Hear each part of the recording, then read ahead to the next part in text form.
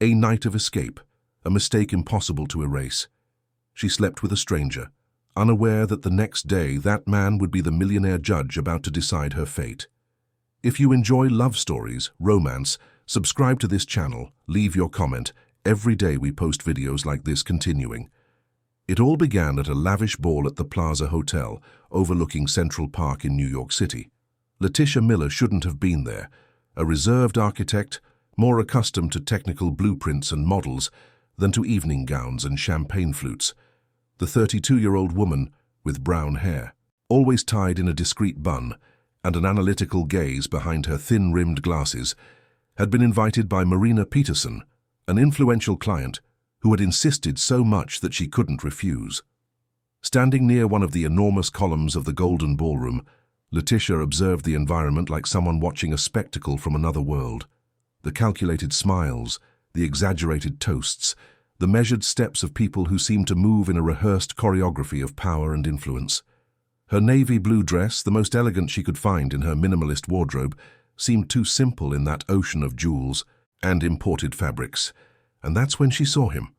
Among the indifferent suited men, he stood out not only for his physical imposing presence, but for something in his gaze, a look that cut through the crowd with a disconcerting mix of coldness and melancholy.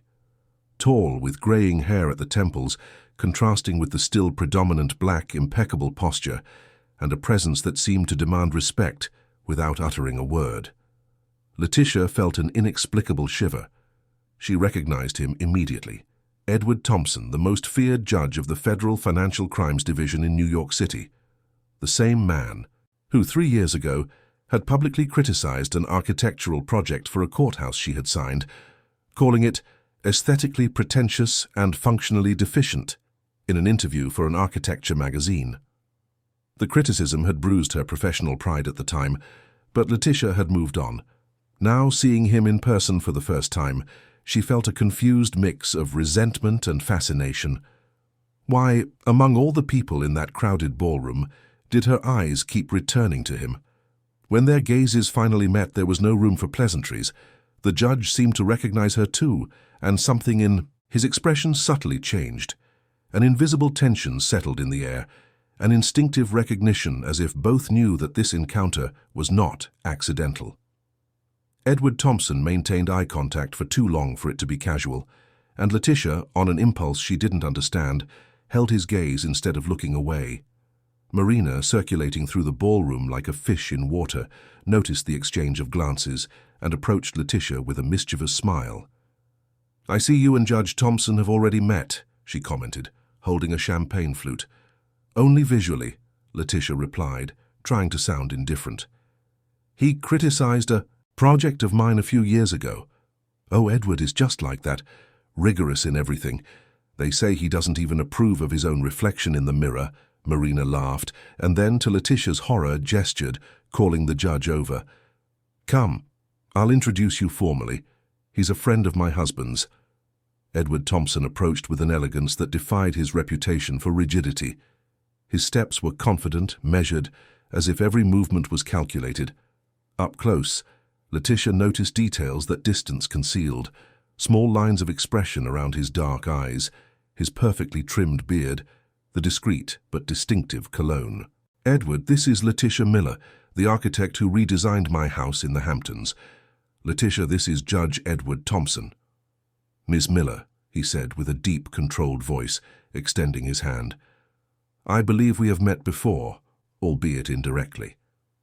"Through your comment on the Brooklyn Borough Courthouse," Letitia completed, shaking his hand with deliberate firmness.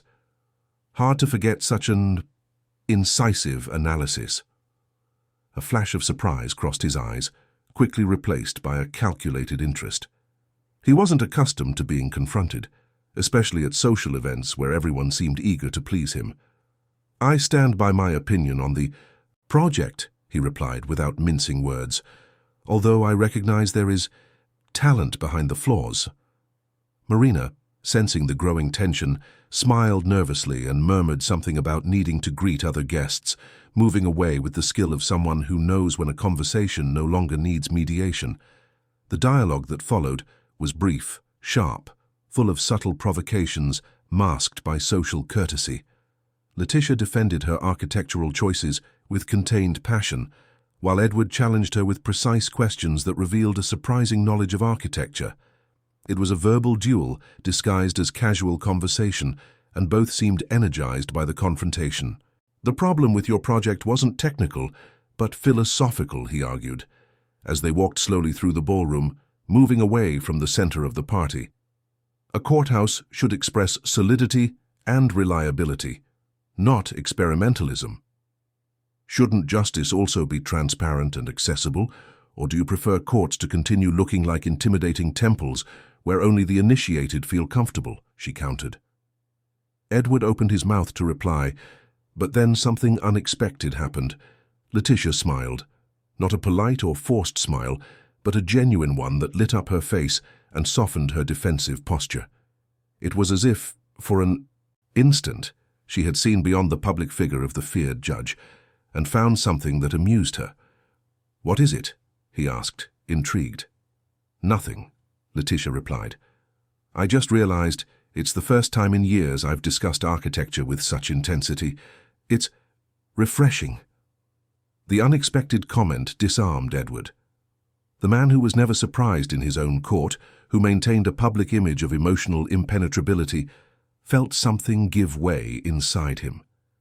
It wasn't just Letitia's discreet beauty that attracted him now, but the way she challenged him fearlessly, how her gaze revealed an intelligence that wasn't intimidated by his reputation. "Care to dance?" he asked almost impulsively when the orchestra began to play a waltz. Letitia hesitated, surprised by the invitation and by her own desire to accept.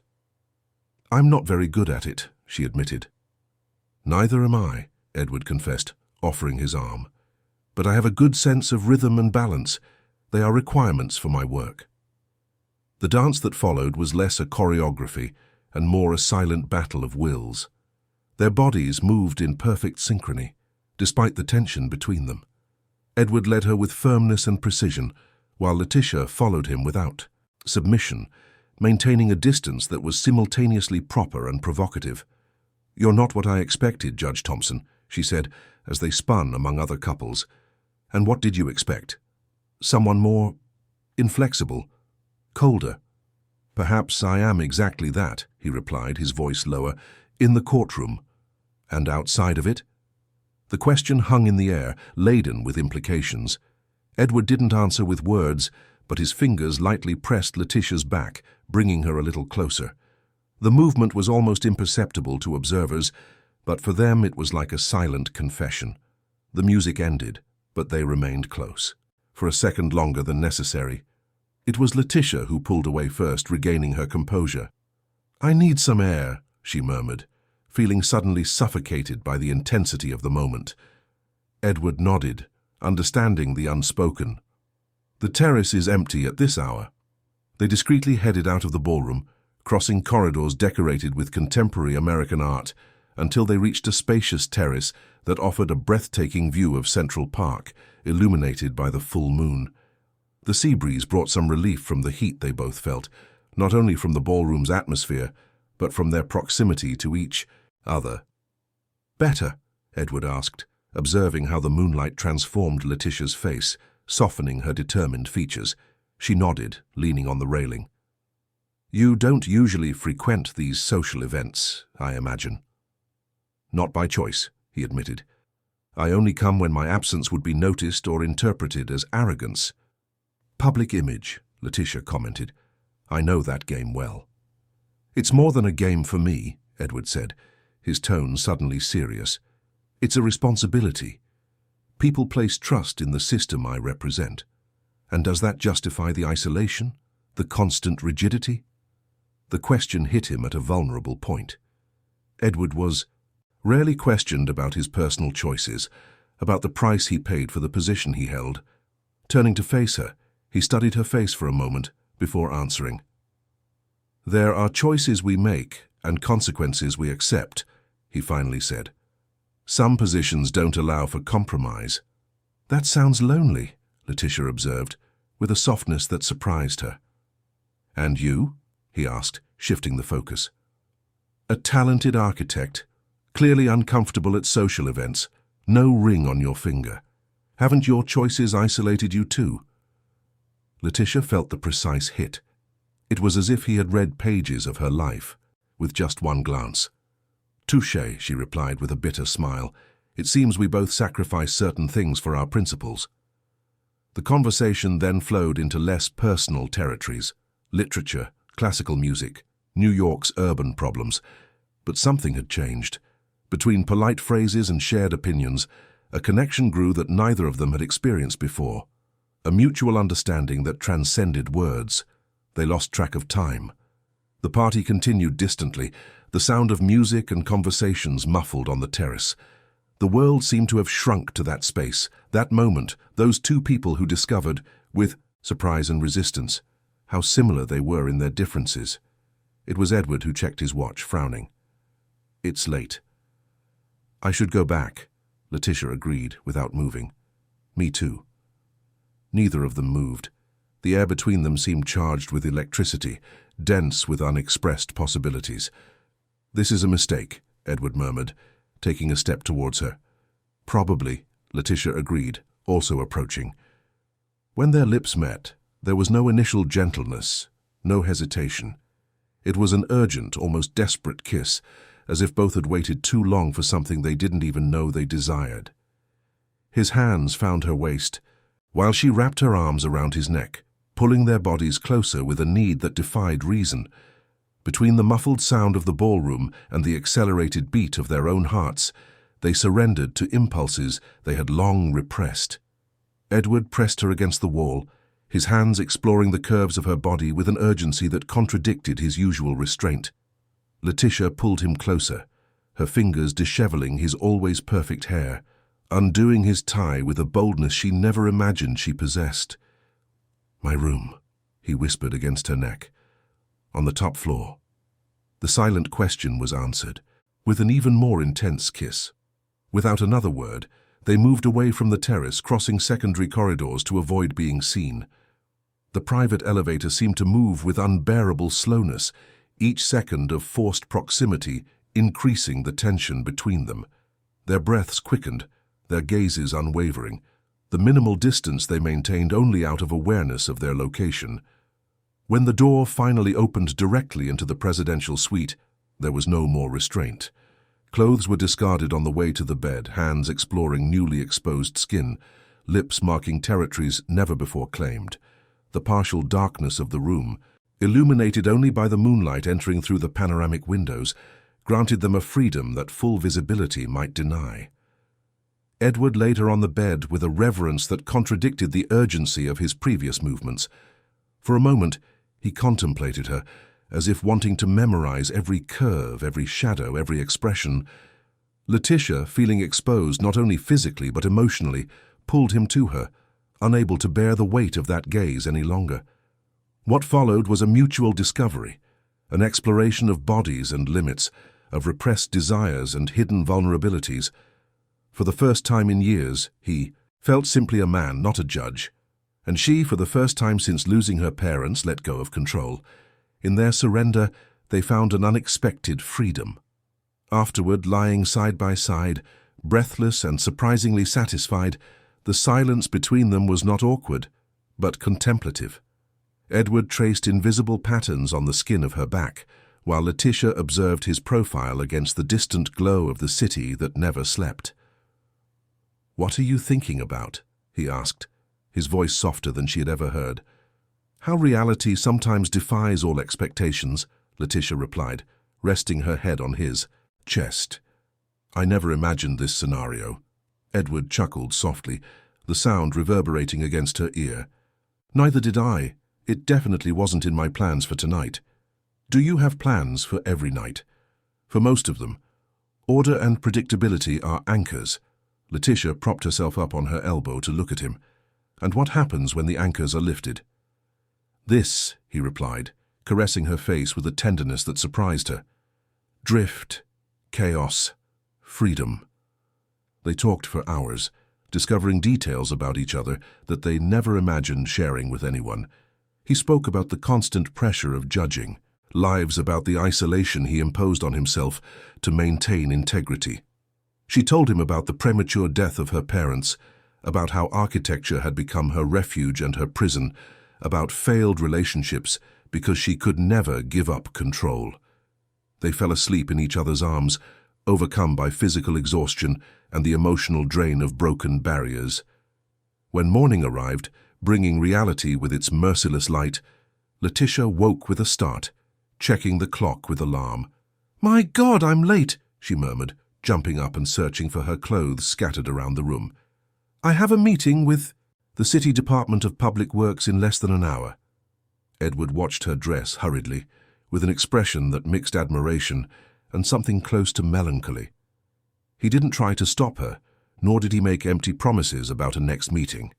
Both were too adult to pretend that the world outside didn't exist, that their lives and responsibilities weren't waiting for them beyond those doors. "May I have your number?" he asked, when she was almost ready. Letitia hesitated for a moment, then nodded, dictating the digits as he recorded them on his phone. She approached the bed for a last kiss, which began brief and almost formal, but deepened when Edward pulled her back to him. "I have to go," she whispered against his lips, pulling away reluctantly. "I know." She left in a hurry, leaving behind not only a man wrapped in silk sheets and enveloped in contemplative silence, but also a part of herself she had thought lost long ago. In the days that followed, Letitia tried to resume her routine, immersing herself in the projects she supervised and the meetings she coordinated. But her phone seemed to weigh in her pocket, and her thoughts kept returning to that night at the plaza, to those moments of unexpected connection. Edward's first message arrived 3 days later, formal, almost distant. "I hope your meeting was productive. Edward Thompson." Letitia responded after hours of deliberation, equally contained. "It was successful, thank you. Letitia Miller." Gradually, the messages became more frequent and less formal. Comments about the day, observations about places or situations that reminded them of each other. Small confessions about how the shared night remained vivid in their memories. She, who never smiled at her phone, now did so with increasing frequency. He, accustomed to emotional detachment, began to eagerly await each reply. A month after the ball, they met again, this time in a small restaurant in Greenwich Village, far from familiar eyes. The initial tension quickly gave way to a surprising familiarity, as if they had known each other for years, not weeks. They talked about everything and nothing, laughed at things only they understood, exchanged glances laden with promises for later. From that night onward, a discreet routine began. Meetings in secluded places, nights in his apartment with a view of the Brooklyn Bridge and the Manhattan skyline, or in her minimalist loft in Soho. They never spoke about the future, about definitions or expectations. They lived each moment as if it were unique, with no plans beyond the next encounter. But fate, always ironic, began to weave another plot. One October morning, Letitia noticed subtle signs of surveillance. A car parked for too long near her office, calls that dropped as soon as she answered, the feeling of being watched when she went out for lunch. At first, she attributed it to paranoia, the natural fear that her secret relationship with Edward would be discovered, until on a rainy Wednesday, a federal agent entered her office with a sealed envelope, a subpoena. She would be heard as a key witness in a corruption case involving Miller and Albright Construction, where she had worked for 5 years before opening her own architectural studio. The news itself would have been disturbing. The construction company had belonged to her father and had been sold after his death, and any association with corruption would tarnish not only her reputation, but also his memory. But the real blow came when she read the name of the judge responsible for the case, Edward Thompson. The floor dropped, out from under her. The revelation was a double blow, legal and emotional. Any rumor about their involvement could destroy their reputations, invalidate the process, and turn them into public targets. The conflict of interest was evident, and the consequences potentially devastating. To protect Edward and the integrity of the case, Letitia made a drastic decision to disappear from his life. Without explanations, without proper goodbyes. She sent a single message, cold and distant. I need space. Please don't look for me anymore. The pain she felt as she typed those words was physical, as if something broke inside her. But the alternative seemed worse. Edward being accused of partiality, losing the credibility built over 2 decades, having his career destroyed because of an involvement no one would understand.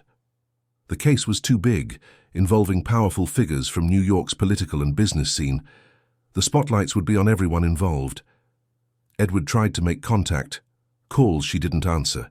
Messages she read with a heavy heart, but didn't reply to. One night, he showed up at her building, but she instructed the doorman to say she was traveling. She saw him on the security camera, standing on the sidewalk in the rain, looking up at her window with an expression she would never forget. After weeks of frustrated attempts, Edward finally respected her silence. Like the disciplined judge he was, he channeled his confusion and pain into work. He became even more rigorous, more isolated, more feared.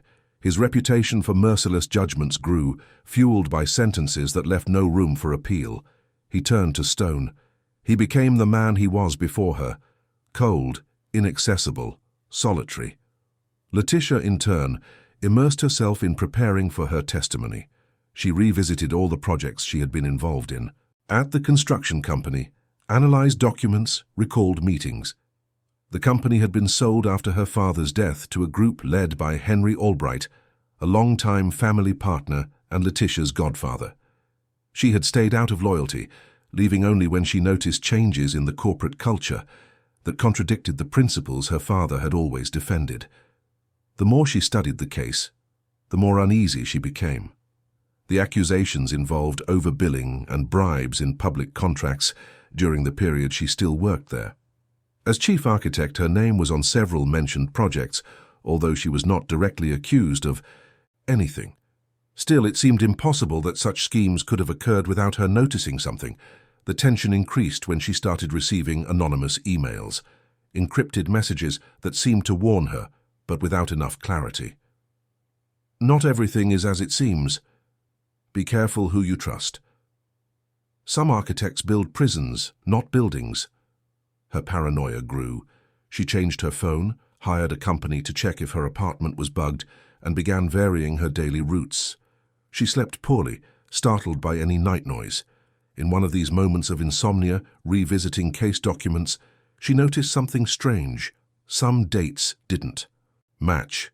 Projects that were supposedly approved by her on days when she was demonstrably out of the country at an international congress of sustainable architecture in Berlin. She began to distrust the evidence. Everything seemed too perfect, as if someone had molded the narrative to incriminate her. Not directly, but enough to tarnish her reputation and, possibly, affect other people. Was she just a means to another end? Needing help, but fearing to trust the wrong people, Letitia turned to someone outside her usual circle. Marcus Rivers, an investigative journalist who had been a close friend of her father's. Years earlier, he had tried to warn her about suspicious changes in the construction company after the patriarch's death, but she, still grieving, had interpreted his warnings as an attempt to tarnish the memory of her deceased friend. The meeting took place in a busy downtown Manhattan cafe. Marcus, now 60, with completely white hair and the same keen gaze as always, listened attentively as she explained her suspicions. "You were right from the start," Letitia admitted, avoiding his eyes. "Something was wrong with the company after my father died. Henry was always ambitious," Marcus replied, without satisfaction at having his judgment confirmed. "But I never thought he would go this far. Using you as a scapegoat is low, even for him." "Do you think that's what's happening? That I'm being used?" Marcus leaned forward, lowering his voice. "I've been following this case for months. There are rumors that the real target isn't the construction company, but the judge." "The judge?" Letitia felt her heart race, but maintained a neutral expression. "Edward Thompson?" "Exactly. Thompson has been a thorn in the side of many powerful people. In the last 2 years, he sent 3 state representatives, 1 senator, and over 10 influential businessmen to jail, all for corruption. And they think he has some kind of personal vendetta. More than that, Some say he's building a bigger case that could reach even higher echelons of government. This process involving Miller and Albright Construction could be the tip of the iceberg. But how do I fit into this? Why involve me? Marcus studied her for a moment, as if assessing how much she really knew. Maybe it's just a coincidence. Or maybe... He left the sentence hanging. Maybe what? Maybe someone knows something we don't. The conversation left Letitia even more disturbed. At home, trying to organize her thoughts, she received a call from an unknown number. She hesitated but answered. "Ms. Miller?" The male voice on the other end was deep, formal. "This is Daniel Vance from the FBI. We need to talk about your safety." The meeting was scheduled for the following morning at a precinct in downtown Manhattan. Daniel, a middle-aged man with tired eyes and a military bearing, explained that she was being monitored as part of a key witness protection program. "We suspect the case involving the construction company is a smokescreen," he explained. "The real objective might be to compromise Judge Thompson, who has been an important partner in larger investigations." "What do you mean, compromise?" "To force him to recuse himself from the case, or worse, to set up a situation that suggests partiality or corruption. Thompson is known for his unwavering integrity. If they can bring him down, many cases could collapse." "And what am I in all this? Bait?" Daniel didn't answer directly. "What we can say is that your safety is a priority. From now on, you will have discreet 24-hour protection." "That doesn't answer my question," the officer sighed. "Ms. Miller, the less you know, the safer you'll be. I can only say that we trust your integrity as much as Judge Thompson's." In the days that followed, Letitia began to notice the constant presence of disguised agents in her routine. A man reading a newspaper at the cafe where she had breakfast, a woman seemingly shopping at the same store, an extra security guard at her office building. Marcus, on his own, began to investigate. As a respected journalist with decades of experience, he had sources at all levels of government and the judiciary. Gradually, he shared his discoveries with Letitia. "The documents against you were forged," he confirmed, showing copies of emails with altered metadata. "Someone with internal access to the construction company manipulated records to suggest your direct involvement in approving overbuild projects." "But why? What would they gain by involving me?" "I'm still connecting the dots, but one theory is that they knew Thompson would be assigned to the case. Perhaps they wanted to see how he would react to having to judge someone who..." "Someone who what?" Letitia interrupted, tense. Marcus looked at her curiously. "Someone who publicly challenged his authority. Your clash over the courthouse. Project was quite talked about at the time." Letitia relaxed slightly, realizing that Marcus didn't know about her personal involvement with Edward. "That was 3 years ago. It's hardly relevant now." "For people looking for patterns of behavior, it could be," the journalist argued. "Or maybe you're just collateral damage. The important thing is that we're accumulating evidence of the manipulation." As the hearing date approached, the pressure increased. Letitia received an anonymous call in the middle of the night. "Drop the case, confess involvement, or those close to you will suffer." She reported the threat to Daniel, who reinforced her security. But the fear grew, not just for herself, but for Edward. If anyone discovered the relationship they had, the consequences would be catastrophic. On a rainy afternoon, 2 weeks before the hearing, Letitia was in her office when she received an unexpected visit. Henry Albright, her godfather and current owner of the construction company. At 65, Henry maintained the elegance and charm that had always characterized him. Perfectly combed gray hair, impeccable suit, a smile that inspired automatic trust. "Letitia, my dear." He hugged her, as if there were no tension between them, as if she wasn't involved, in a case that could destroy his company. "It's been too long." "Henry," she replied formally, indicating for him to sit. "To what do I owe this visit?" "Concern, pure paternal concern," he said, settling into the chair opposite her desk. "This case is taking on absurd proportions. I wanted to make sure you're well." Letitia studied him, searching for signs of falsehood in the face she had known since childhood. The man who held her hand at her parents' funeral, who promised to care for her like a daughter, who financed her architecture studies. Could it be that this same man was now using her as a pawn in some bigger game? "I'm handling the situation," she replied cautiously. "It's difficult to see my father's company name involved in corruption scandals." "Your father would be devastated," Henry agreed with apparent sincerity. "Charles was always a man of unshakable principles, like you." "What exactly do you want, Henry?" He smiled, acknowledging her characteristic directness. "To help, to offer a way out that protects everyone." "What kind of way out?" "A simple statement, confirming that you approved certain projects without verifying all the cost details. An administrative error, nothing criminal. In return, we withdraw your name from any future proceedings and guarantee your reputation remains intact." Letitia felt her blood run cold. "You're asking me to lie." "I'm asking you to be practical," he corrected, his tone still amiable. "This case will unnecessarily drag names through the mud, including yours." "And the judge? What happens to him if I make this simple statement?" Something subtly changed in Henry's gaze, a flash of interest, as if she had confirmed a suspicion. "Judge Thompson, what does he have to do with your decision?" Letitia realized her mistake. She had revealed more than she intended. "He is known for his integrity. He wouldn't accept a fabricated testimony." "Ah, yes. The incorruptible Edward Thompson," Henry said with slight irony. "But every man has a price, Letitia, or a weakness." "What does that mean?" Henry stood up, meticulously adjusting his suit. "It means I hope you'll consider my offer, for your own good." He walked to the door, but before leaving, he turned. "By the way, I heard Thompson was quite impressed with you at that ball at the plaza. Interesting how the most improbable people can connect."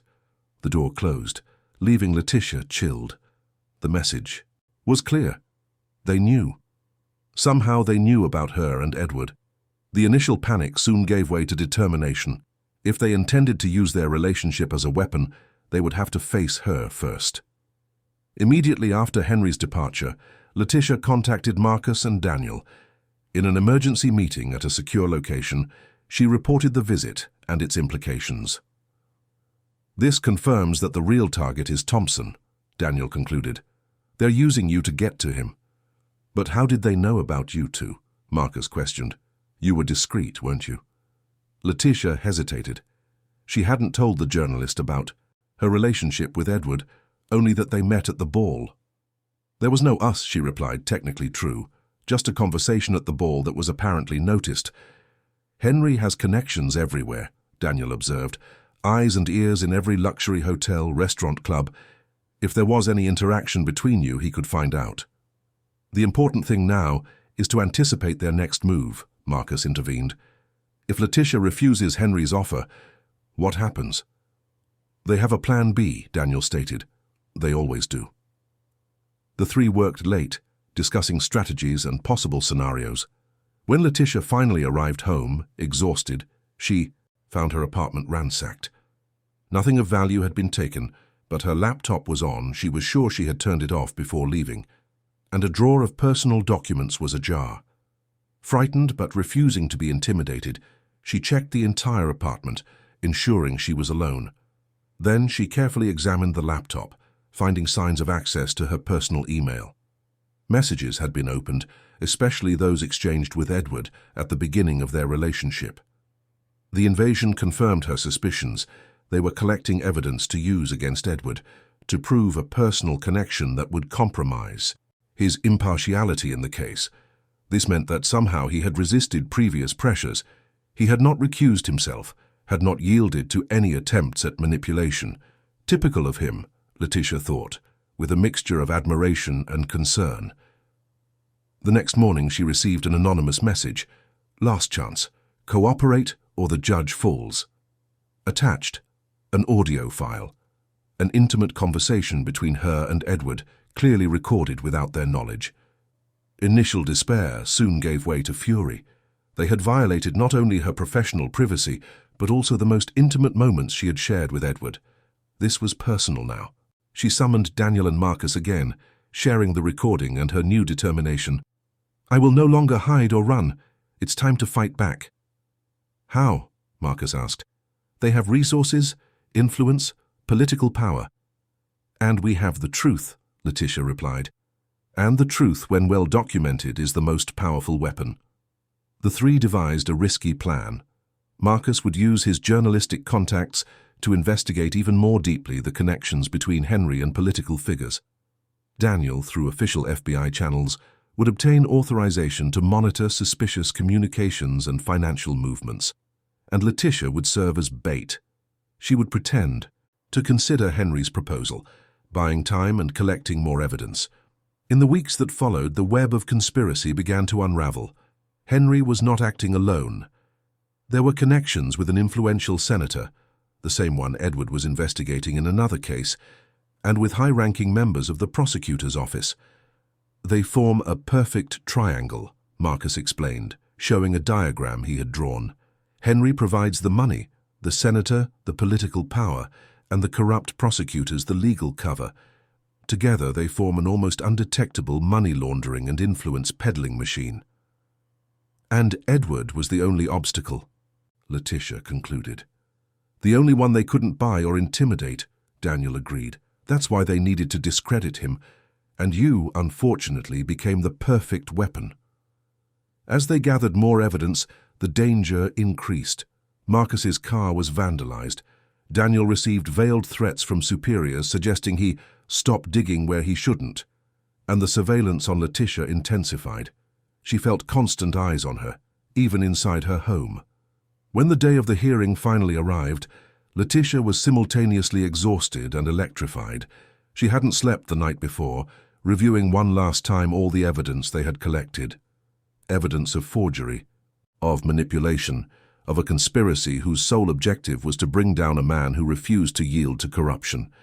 She dressed carefully, a grey pantsuit, discreet but elegant.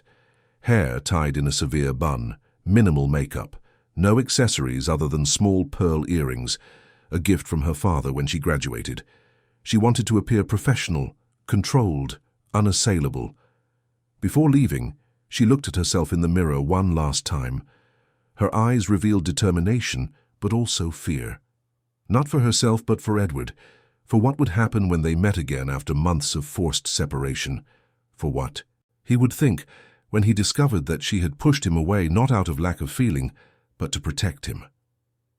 "Please understand," she whispered to her reflection, as if rehearsing words for him. "I did what I thought was right." The federal courthouse was surrounded by journalists when she arrived, escorted by Daniel and two other federal agents. Cameras turned in her direction, questions were shouted, flashes fired. Letitia kept her eyes forward, ignoring the chaos around her. In the corridor leading to the courtroom, she found Marcus, who was waiting for her with a folder of documents. "It's all here," he said, handing her the material. "Use it only if absolutely necessary."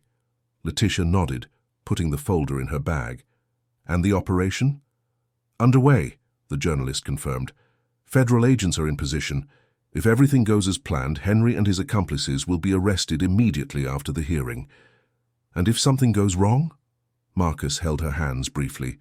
"You're not alone this time, Letitia. Remember that." The courtroom was already packed when she entered.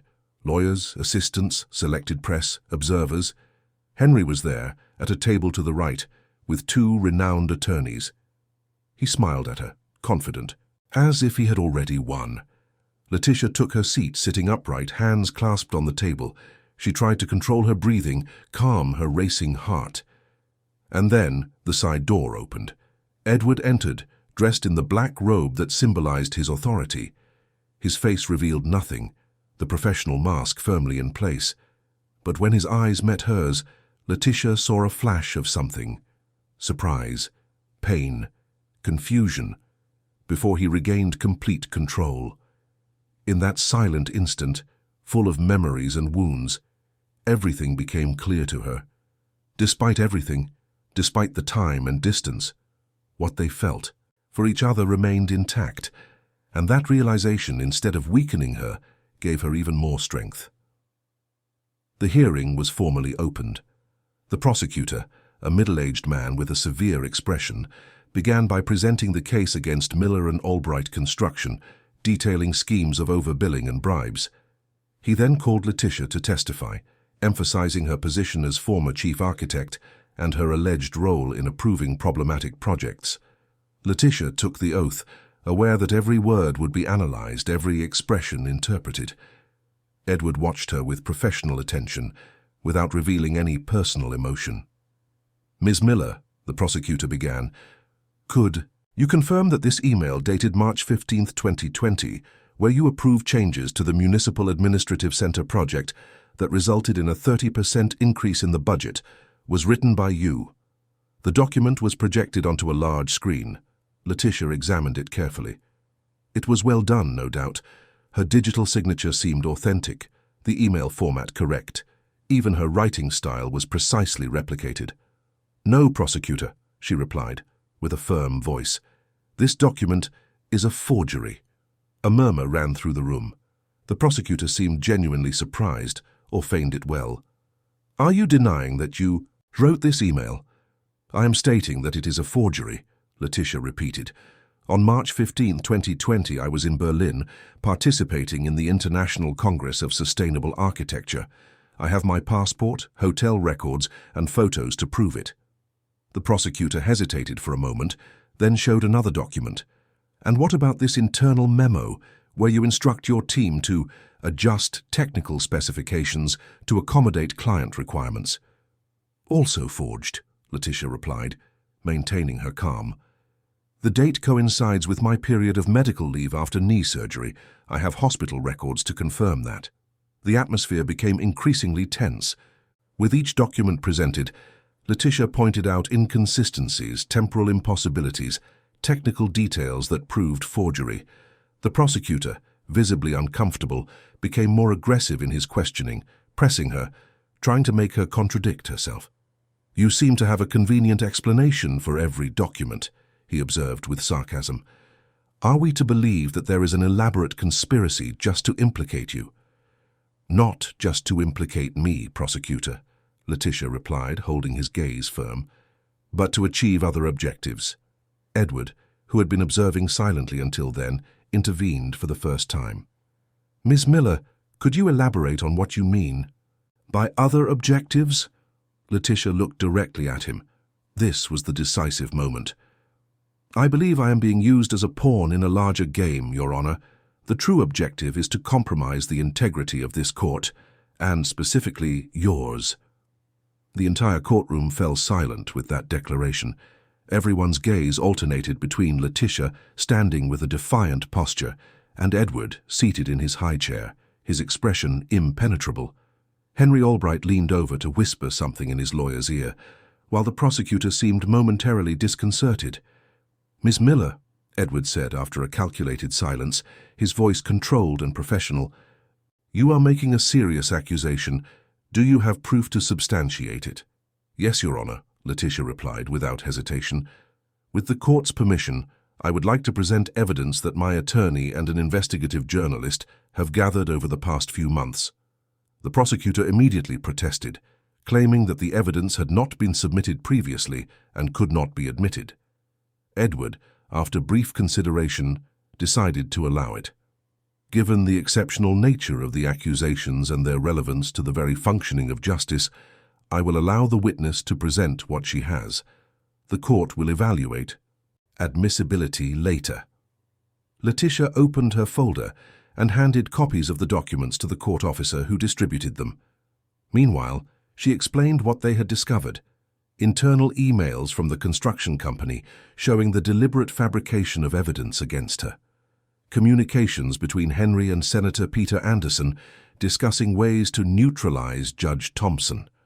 Suspicious financial transactions coinciding with the dates of important judicial decisions, and most devastatingly, audio recordings of conversations between the present prosecutor and Henry, explicitly planning to use any relationship between Letitia and Edward to force the judge's recusal. "How did you obtain these recordings?" the prosecutor questioned, his voice trembling slightly. "The same way you obtained recordings of me," Letitia replied with controlled coldness. The difference is that ours were judicially authorized by the FBI as part of a corruption investigation. Chaos erupted in the room. Lawyers stood up, voices rose, reporters began furiously writing in their notebooks. Edward pounded his gavel several times, demanding order. His face remained impassive, but those who knew him well could see the tension in his eyes, the rigidity in his jaw. "This hearing is adjourned for 1 hour," he announced, standing up. "All documents will be analyzed in my chambers. Representatives from the FBI and the Federal Prosecutor's Office must report immediately." As the room emptied amid murmurs and speculations, Letitia remained seated, her shoulders finally relaxing after months of tension. Marcus approached, sitting beside her. "You were brilliant," he said with paternal pride. "Your father would be proud." "It's not over," she replied, watching Henry being approached by federal agents in the corridor. "We still don't know how Edward will react." "He'll do what's right," Marcus affirmed. "He always has." During the next hour, the courthouse buzzed with activity. Federal agents entered and exited the judge's chambers. Prosecutors met in closed rooms. Reporters tried to get any information from those involved.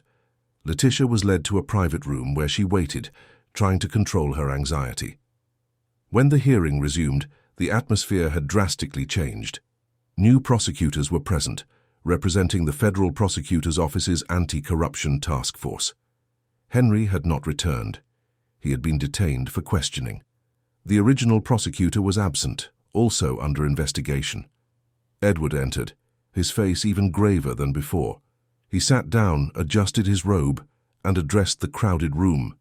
"In light of the preliminary evidence presented, and considering the seriousness of the accusations, this court determines the immediate suspension of this case against Miller and Albright Construction as it was proposed. All evidence will be forwarded to the Anti-Corruption Task Force, which will decide on new accusations involving attempted obstruction of justice and manipulation of evidence." He paused, his gaze sweeping the room before briefly resting on Letitia. "Furthermore, considering the conflict of interest now evidenced, I declare myself recused from continuing to preside over any case involving Ms. Letitia Miller or the construction company in question." A murmur ran through the room. Edward had not elaborated on the nature of the conflict of interest, but the implication was clear to those following the case closely. He continued, his voice firm. "Finally, given the extraordinary circumstances of this case, and recognizing Ms. Miller's courage in bringing to light this attempt to manipulate the judicial system, I formally note my personal determination that a complete and impartial investigation be conducted into all parties involved, including members of the prosecution and the judiciary." He pounded his gavel one last time. "This session is adjourned." The room erupted in activity. Journalists rushed to call their newsrooms, lawyers huddled to discuss the implications, court officers tried to maintain some order. Letitia remained seated, processing what had just happened.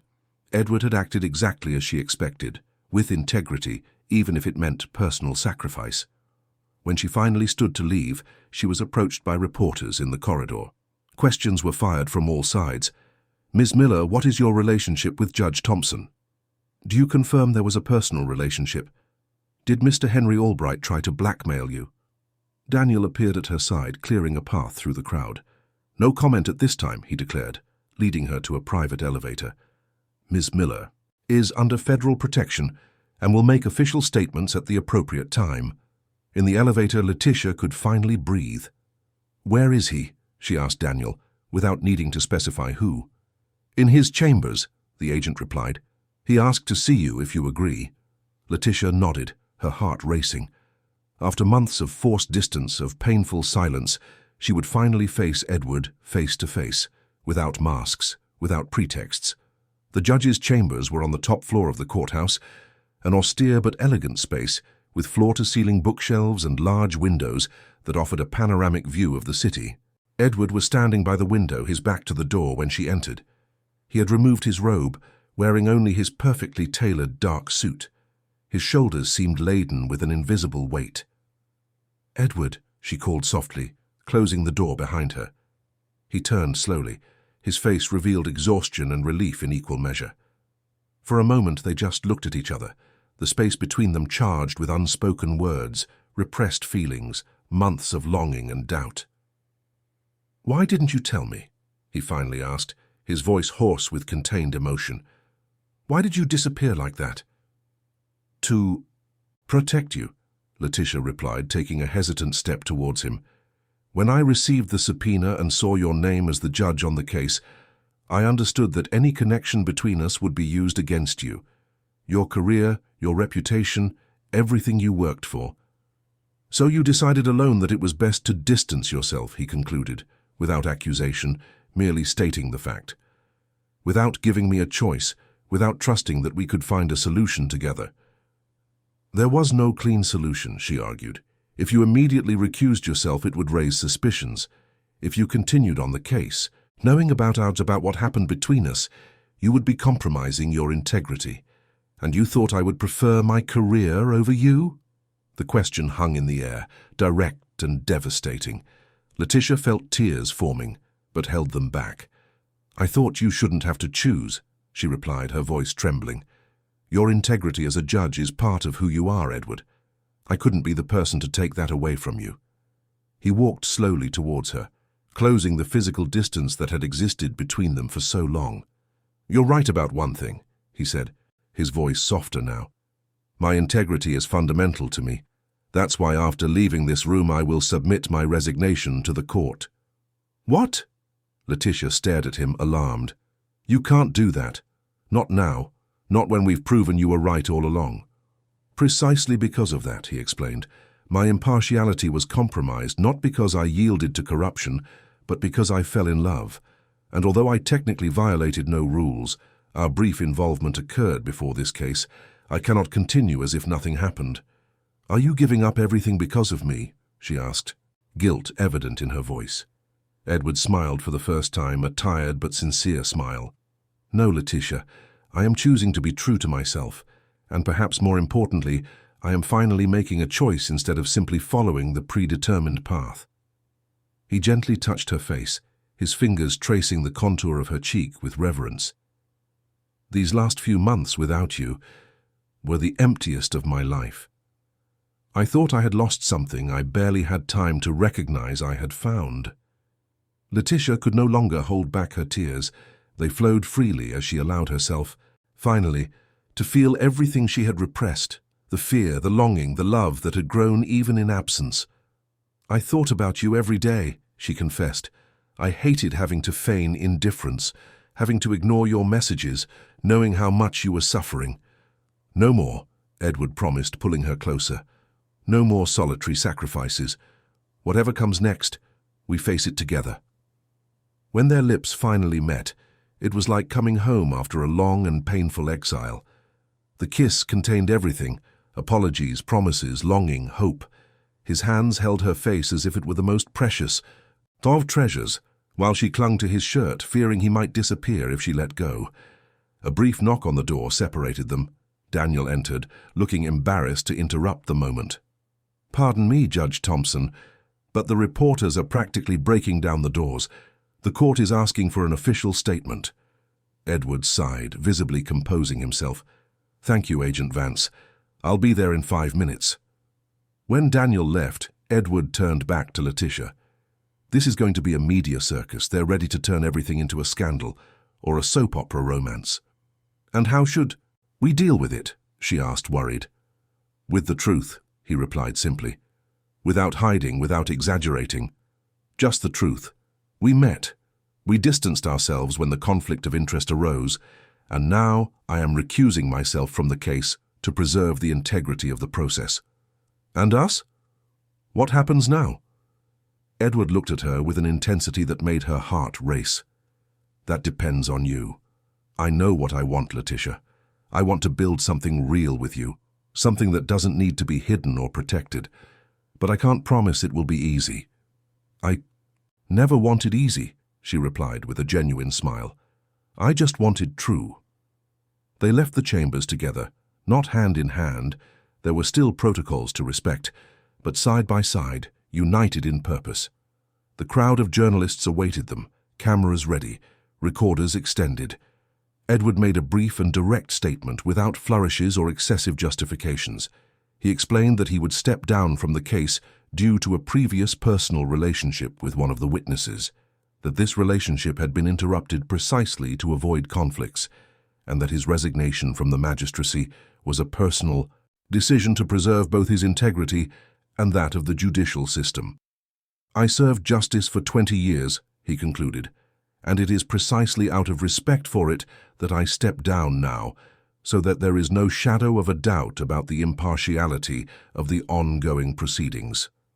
The days that followed were a media storm: sensational headlines, legal analyses, ethical debates, speculation about their future. The judge and the architect, love or conspiracy. Thompson resigns for love, romance rocks New York justice. Corruption scandal uncovered. How an affair exposed $1 million scheme. Letitia received offers for exclusive interviews, book proposals, even invitations to television shows. She refused them all. Edward, always more reserved, practically isolated himself in his Upper East Side home, receiving only his lawyers and closest friends. 2 weeks after the fateful hearing, as the dust began to settle, Letitia received a simple message from Edward. "Central Park Conservatory Garden, tomorrow, 3 p.m. Just us." The Central Park Conservatory Garden, with views of the entire city, was one of Edward's favorite places, as she had discovered during their intimate conversations months earlier. It was a quiet spot, away from the spotlights and urban hustle. He was already waiting when she arrived, sitting on a wooden bench contemplating the horizon. He seemed different, more relaxed perhaps, the lines of tension around his eyes less pronounced, despite everything they had faced. "I never imagined that a resignation could be liberating," he commented when she sat beside him. "I always thought the robe was part of me."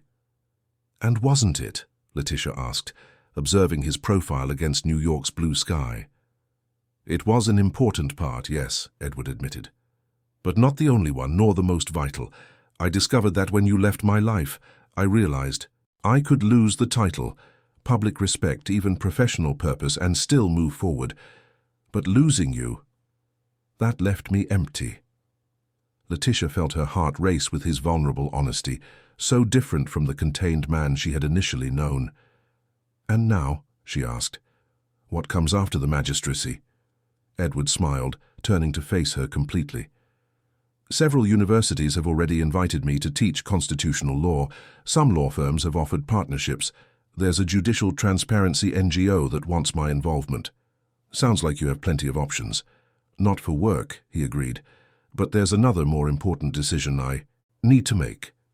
He took her hand, intertwining their fingers with a naturalness that suggested they had done this for years, not just stolen moments. "During these weeks of chaos, I realized something fundamental. I don't want to waste any more time. I don't want half-hearted relationships, nor happiness postponed by fear or convention." Edward took a deep breath, his eyes never leaving hers. "I know it's early. I know we're still in the eye of the media storm. I know it would be more sensible to wait, to give it time, but I also know with more certainty than I've ever had about anything in life that I want to build a future with you, Letitia." It wasn't exactly a formal proposal, but the intention was clear. Letitia felt tears forming, not of sadness or confusion this time, but of pure joy. "I don't want half measures anymore either," she replied. "I've spent my adult life controlling everything, measuring risks, avoiding vulnerability. And for what? To end up alone, with perfect architectural projects, but no one to share the achievements with." Her fingers squeezed his more tightly. "I want to build something real with you, Edward. Something that isn't defined by our titles or by what others think. Something that is ours." The kiss they shared on that park bench, with New York City spread out below them like a tapestry of light and color, sealed a silent pact. It wouldn't be easy. There were still ongoing investigations, testimonies to give, a media storm to navigate, but they would face everything together, with no more secrets, no more solitary sacrifices. In the months that followed, life took a turn neither of them could have predicted. Edward accepted a position as a professor of legal ethics at Columbia University, quickly becoming one of the most popular and respected faculty members. His practical knowledge, combined with a newly discovered ability for more accessible communication, turned his classes into highly sought-after events. Letitia, after testifying in various inquiries into the corruption scheme, was invited to join the Commission for the Reform of the Public Architecture Ethics Code. Her office, far from suffering from the exposure, gained clients who valued her integrity and courage. Henry Albright was arrested, along with Senator Peter Anderson and 3 prosecutors involved in the scheme. The investigation expanded, revealing a network of corruption that extended through various public bodies and private companies. The case became emblematic, a symbol that the system, despite its flaws, could still function when courageous people refused to yield. 6 months after the fateful hearing, Edward and Letitia decided it was time to formalize what everyone already knew.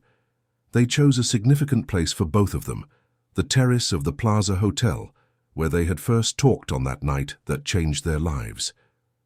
This time, however, it wasn't an elegant ball, but an intimate ceremony with only close friends and family. Marcus, now a dear friend of the couple, conducted the civil ceremony. Daniel, who continued working for the FBI but maintained regular contact, was among the guests of honor. Edward's sister, who came from Boston especially for the occasion, smiled with tears in her eyes, commenting that she had never imagined seeing her austere older brother so visibly in love. Their vows were simple, sincere, without unnecessary flourishes, like themselves. Edward promised never again to let duty obscure love, never again to allow the fear of vulnerability to push him away from happiness. Letitia swore not to flee in difficult times, to trust that together they were, stronger than apart, to build a home based on truth and mutual support. The kiss that sealed their commitment was more than a ritual formality. It was a renewed promise, an acknowledgement of everything they had overcome to get there, and a celebration of the future they chose to build together. The party that followed was lively but discreet. Live music, delicious food, quality champagne, but without ostentation or excess. What mattered was not appearances or external impressions, but the genuine joy they shared. As the sun began to set over Central Park, casting golden and pink hues over the city, Edward led Letitia for a private moment on the same terrace where it all began. A year ago, if someone told me I'd be here, marrying the architect I publicly criticized, after resigning from the judiciary and facing a national scandal, Edward chuckled softly. You would have had that person arrested for contempt? Letitia completed with a playful smile. Probably, he admitted, embracing her by the waist as they contemplated the view. Life has an interesting sense of humor, and a poetic sense of justice, she added. New York's most feared judge and the city's most controlling architect, both forced to give up control to find something greater. Edward kissed her forehead tenderly. I don't feel like I gave up anything important. I just exchanged one form of integrity for a more complete one. The future still presented challenges. There would be more testimonies, more investigations in which both would be called to contribute. The media still watched them, though with less veracity as new scandals took the headlines. Their careers were in transition, rebuilding on new foundations. But there, on that terrace bathed in the golden light of the New York sunset, with the distant sound of the wedding party as a soundtrack, Edward and Letitia knew they had made the right choice. Not the easiest, not the most conventional, nor even the safest, but the only one that allowed them to be completely true with the world and with themselves. Ready for our next battle, Mrs. Thompson Miller? Edward asked, with a smile he reserved only for her. Always, Mr. Miller Thompson, Letitia replied, rising on her tiptoes to kiss him. And as the sun set on the horizon, marking the end of a day and the beginning of a starry night, they sealed once again the commitment they had made, to face life together, no more escapes, no more solitary sacrifices. Because in the end, both had learned that the fairest sentence did not come from law or social conventions, but from the heart. 2 years later, on a sunny Sunday morning, Edward watched Letitia sleeping beside him, the first rays of sun highlighting the auburn strands in her brown hair spread across the pillow. The peaceful expression on her face contrasted with the intensity she showed when awake. Always focused, always moving, always planning the next project. Now more than ever, she needed those moments of rest. Edward let his hand rest lightly on the small bump on Letitia's belly, still almost imperceptible under the sheet. 4 months pregnant, and she continued working at the same intense pace as always, only reluctantly agreeing to reduce her office hours after insistence from the doctor and himself. The news of the pregnancy had been unexpected, but deeply welcome. After the turbulence of their first years together, their lives had finally found a comfortable balance. Edward was now coordinator of the Constitutional Law Department, respected by colleagues and students alike. Letitia had become a reference in ethical and sustainable architecture, frequently invited to speak about the importance of transparency in public projects. Together, they had created the Transparent Justice Foundation, a non-profit organization dedicated to protecting victims of judicial manipulation and promoting reforms in the system. The work was rewarding, though challenging. Threats had diminished over time, but never completely ceased, the price for confronting such a deeply rooted, corrupt system. The news of the pregnancy brought new considerations. Security issues that once seemed manageable now gained new urgency. Conversations about moving, perhaps to a larger house, perhaps to a smaller city, perhaps to another state, became more frequent. Letitia stirred slightly, her eyes opening slowly, adjusting to the morning light.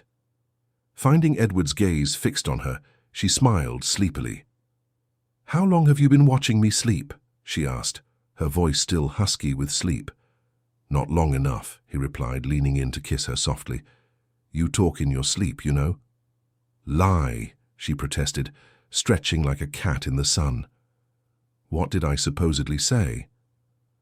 "Something about Doric columns and sustainable spaces," Edward improvised with a playful smile. "Even when you're sleeping, you're working." Letitia playfully slapped his arm, laughing. "And you, even when you're awake, you're analyzing behavior. Once a judge, always a judge." That joke was a recurring one between them, about how, despite the changes in their professional lives, their essences remained the same.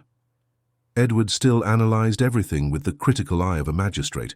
Letitia still designed and organized, like the meticulous architect she was. "How are you two this morning?" Edward asked, his hand returning to rest on her belly. 3, Letitia corrected with a secret smile. Edward blinked, trying to process the information. 3, the doctor confirmed yesterday when you were at that faculty meeting, she explained, covering his hand with hers. Twins. It's still too early to know the sex, but it's definitely 2. Edward's expression went from surprise to shock, then to absolute joy. "Twins," he repeated, as if testing the word. "2 babies? At the same time?" "That's generally the definition of twins, yes," Letitia teased, delighted by his reaction. "Why didn't you tell me yesterday?" "You came home exhausted from the meeting and I wanted to see your expression in a quiet moment," she explained. "It was worth the wait." Edward pulled her into a tight hug, burying his face in her hair. "You continue to surprise me even after all this time." "I promise to keep trying," she replied, snuggling against his chest, "for at least 50 more years or so." The life they had built together was not perfect. There were still challenges, worries, difficult days. The case that had united them had left scars and enemies. But on that sunny Sunday morning, with the promise of not 1 but 2 new beginnings growing inside Letitia, the future seemed bright and full of possibilities. They had learned the hard way that life rarely follows meticulous plans or definitive sentences. That sometimes the greatest acts of courage do not occur in courtrooms or grand projects, but in the daily decisions to trust, to stay, to choose love, even when it would be easier to retreat.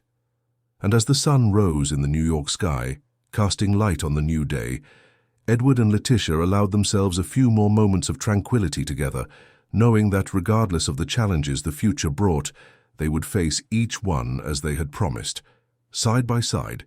No more escapes, no more solitary sacrifices. Because in the end, both had learned the most important lesson of all, that life, like justice, architecture, and love, is not about perfection, but about integrity, about building something that endures even when the strongest winds blow, about creating spaces, physical and emotional, where truth can exist in all its imperfect complexity. And that, perhaps, was the greatest work either of them had ever created.